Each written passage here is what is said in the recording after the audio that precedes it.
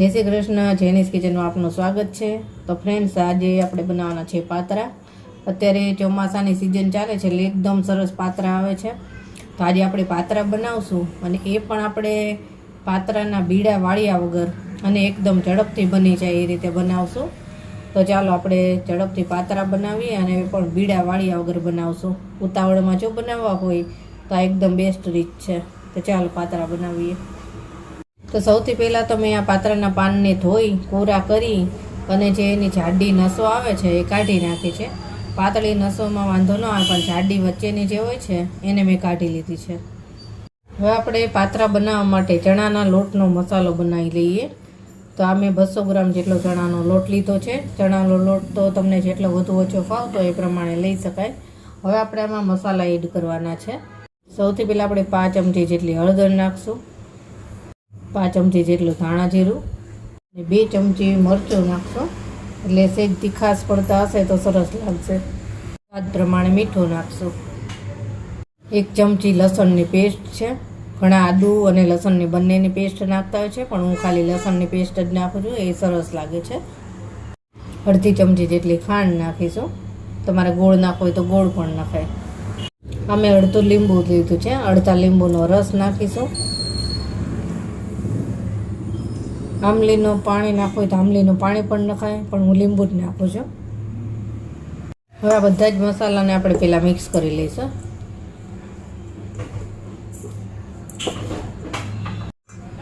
મસાલા બધા મિક્સ થઈ જાય પછી જ આપણે આમાં પાણી એડ કરીશું। તો બસ મસાલા મિક્સ થઈ ગયા છે। હવે થોડું થોડું પાણી એડ કરતા જઈએ। આમાં થોડું થોડું પાણી એડ કરશું અને મિક્સ કરતા જવાનું છે।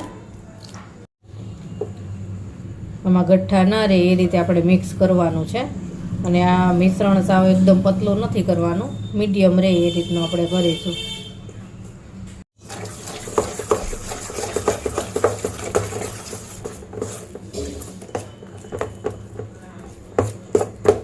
આમાં બિલકુલ ગઠ્ઠા ન રહે એ રીતે આપણે મિક્સ કરવાનું છે। તો ચણાના લોટનું બેટર સરસ તૈયાર થઈ ગયું છે। આ રીતનું થવું જોઈએ, બહુ પતલું પણ નહીં અને બહુ જાડું પણ નહીં।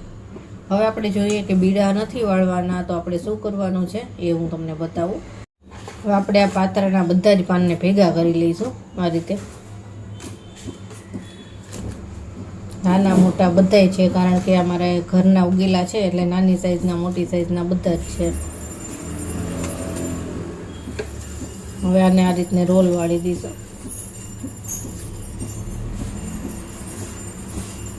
અને આને કટિંગ કરવાના છે। હવે ઝીણા લાંબી લાંબી સ્લાઇસમાં થશે, જે રીતે આપણે રોલ વાળેલા પાત્રા હોય છે, બીડા વાળેલા એમાં જેવા હોય છે એ પ્રમાણેના આપણે આમાં આ રીતના પતલી પતલી સ્લાઇસ કરી લેવાની છે। આ રીતે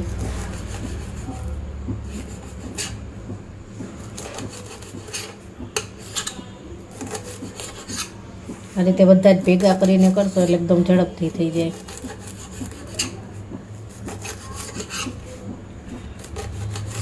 તો બધા જ પાનને આ રીતે આપણે કટિંગ કરી લીધા છે, આ રીતે પટ્ટીમાં। હવે આ બધા જ પાનને આપણે બેટરમાં એડ કરી દઈશું। તમારે સાવ ઝીણા કરવા હોય તો ઝીણા પણ કરાય, હું તો આ રીતે જ કરું છું। બસ હવે આને આપણે મિક્સ કરવાનું છે। એકદમ પાન અને બેટર બંને એકદમ મિક્સ થઈ જાય એ રીતે મિક્સ કરીશું।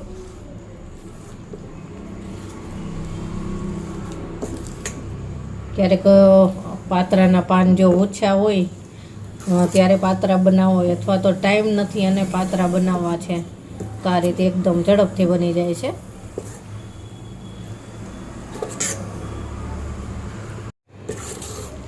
તો બસ હવે આ જો પાત્રાના પાન અને લોટ બંને એકદમ સરસ રીતે મિક્સ થઈ ગયું છે। હવે આમાં આપણે 1 ચમચી જેટલું તેલ નાખીશું, એટલે એકદમ સરસ સોફ્ટ બને। હવે ફરી વાર આને આપણે મિક્સ કરીશું, તેલ નાખ્યું છે એટલે।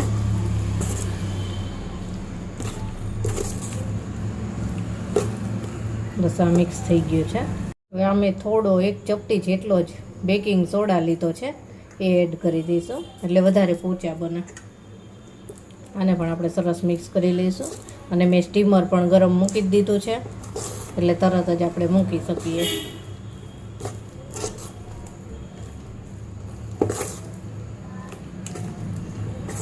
બસ આ પણ મિક્સ થઈ ગયું છે. હવે આ મેં 2 પાણીના ગ્લાસ લીધા છે અને બંનેમાં મેં તેલ લગાવ્યું છે એટલે જલ્દીથી નીકળી જાય.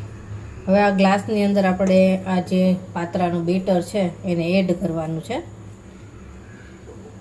એટલે પાત્રાનો શેપ પણ આવી જશે અને ઝડપથી પણ બનશે. તમારે જો ગ્લાસમાં ના બનાવવા હોય તો કોઈ પણ થાળી પ્લેટ હોય એમાં પણ તમે ઢોકળાની રીતે બનાવી શકો. અત્યારે આપણે આ ગ્લાસમાં બનાવીશું એટલે પાત્રાનો જ શેપ આવે. આ રીતે આખા ગ્લાસ ભરી લઈશું બંને જ.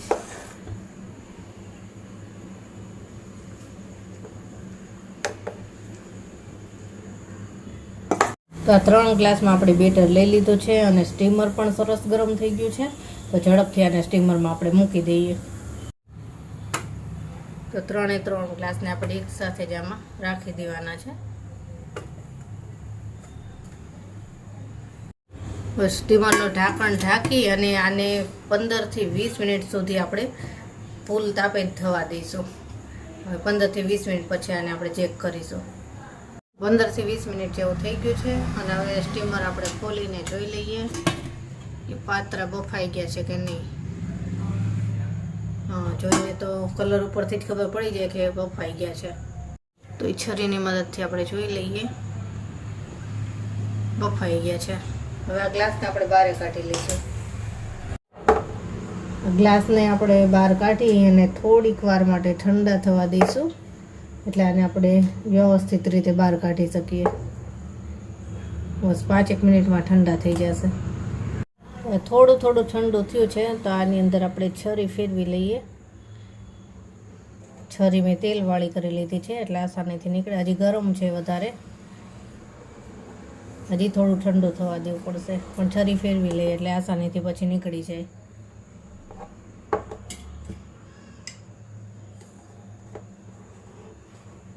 આપણે તેલ પણ લગાવેલું જ છે એટલે નીકળી જશે ઝડપથી.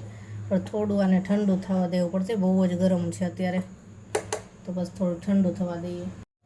3 ગ્લાસમાંથી મેં પાત્રાના રોલને કાઢી લીધા છે. હજી બહુ જ ગરમ છે અને થોડા ઠંડા થવા દેવા પડશે પછી જ કટિંગ થશે કેમ કે હાથ પણ નથી અડાડાતો એટલા ગરમ છે. પણ થોડા ઠંડા થવા દઈએ. તો હવે પાત્રાના રોલ અડી શકાય થોડા એ રીતના ઠંડા થઈ ગયા છે. હવે આને કટિંગ કરી લઈએ.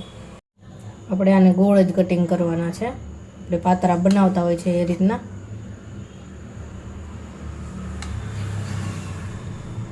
જો આમાં ટેસ્ટ તો આપણે જે ઓરિજિનલ બનાવે એ રીતનો જ આવે, ખાલી બાફવાની રીત અલગ છે પણ ઝડપથી બની જાય.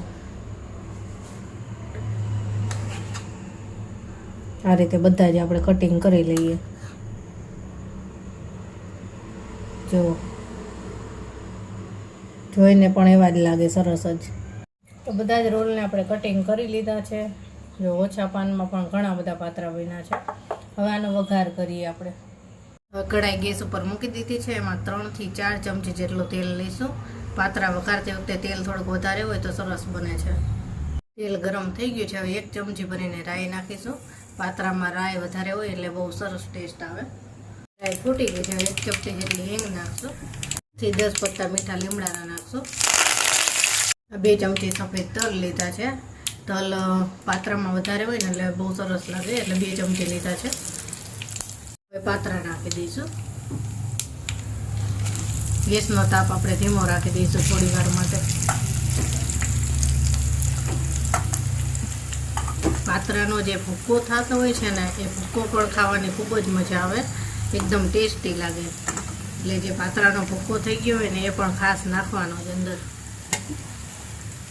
ઉપરથી થોડુંક મરચું નાખી દઈશું એટલે વધારે તીખાશ સકડતા થાય. હવે આ પાત્રાને મિક્સ કરી લઈશું. હળવા હાથે મિક્સ કરીશું એટલે તૂટી ના જાય.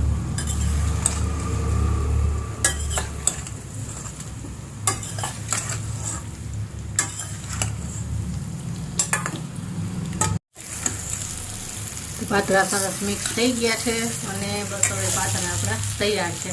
તમારે ઉપરથી પણ જો ખાંડ અને લીંબુ નાખવા હોય તો નાખી શકાય, પણ મેં જે મસાલામાં નાખેલા હોય છે એટલે હું અંદર હવે ઉપરથી એડ નથી કરતી. જો એકદમ સરસ બન્યા છે અને મસાલો એકદમ એટલો ટેસ્ટી બન્યો હતો ને એટલે બહુ જ સરસ બન્યા છે. તો બસ આ પાત્રા તૈયાર છે. હવે આને આપણે સર્વ કરી લઈએ. તો પાત્રા આપણે સર્વ કરી લીધા છે આમલીની ચટણી સાથે. આમલીની ચટણી જો તમારે વઘાર કરીને પછી પાત્રા ઉપર નાખવી હોય તો પણ થાય, રસ પાત્રા બને. તો મેં આમલીની ચટણી સાથે સર્વ કર્યા છે અને જો તમને બતાવું એકદમ સરસ પોચા બન્યા છે, સરસ. તો તમને મારી આ રેસીપી કેવી લાગી તે કમેન્ટમાં જરૂર જણાવજો. અને જો મારી રેસીપી પસંદ આવી હોય તો મારી ચેનલને લાઇક, શેર અને સબસ્ક્રાઈબ જરૂરથી કરી દેજો.